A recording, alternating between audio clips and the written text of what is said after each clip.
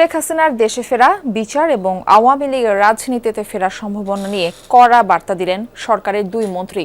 কক্সবাজারের স্বরাষ্ট্রমন্ত্রী সালাউদ্দিন আহমদ বলেছেন, গণহত্যা ও মানবতাবিরোধী অপরাধের দায়ে অভিযুক্তদের রাজনীতি মেনে নেবে না দেশের মানুষ।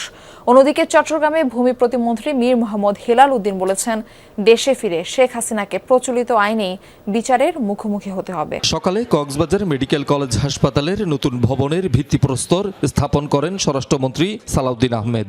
এই সময় শেখ হাসিনার দেশে ফেরা এবং আওয়ামী লীগের রাজনৈতিক ভবিষ্যৎ নিয়ে সাংবাদিকদের প্রশ্নের জবাব দেন তিনি।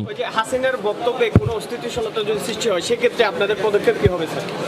বা তার বক্তব্য দেয়াকে আপনারা কিভাবে? স্বরাষ্ট্রমন্ত্রী বলেন, গণহত্যা ও মানবতা বিরোধী অপরাধের দায়ে অভিযুক্তদের রাজনীতি দেশের মানুষ গ্রহণ করবে না।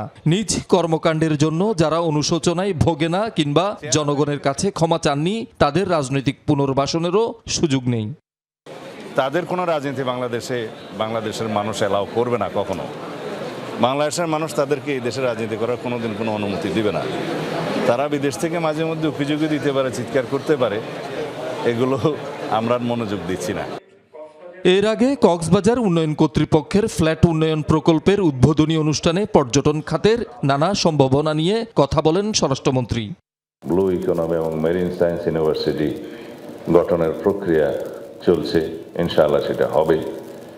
এখানে সমুদ্র সম্পদ ভিত্তিক গবেষণা পরিচালিত হবে।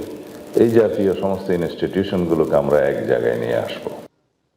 এদিকে চট্টগ্রাম প্রেস ক্লাবে ফ্যাসিবাদ, জুলাই বিপ্লব ও আজকের বাংলাদেশ শীর্ষক আলোচনা সভায় বক্তব্য রাখেন ভূমি ও পার্বত্য চট্টগ্রাম বিষয়ক প্রতিমন্ত্রী মীর মোহাম্মদ হেলাল উদ্দিন। তিনি বলেন, শেখ হাসিনাকে দেশে ফিরে আইনের মুখোমুখি হতে হবে। কোনো বিশেষ ট্রাইব্যুনাল নয়, দেশের প্রচলিত আইন ও বিচারিক প্রক্রিয়ায় হবে তার বিচার।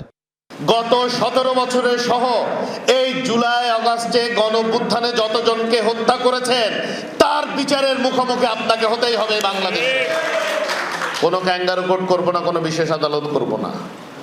বাংলাদেশের প্রচলিত আইনেই ইনশাল্লাহ বিচার হবে এবং যদি প্রমাণিত হয় ফাঁসির কাষ্ঠেও চড়তে হবে।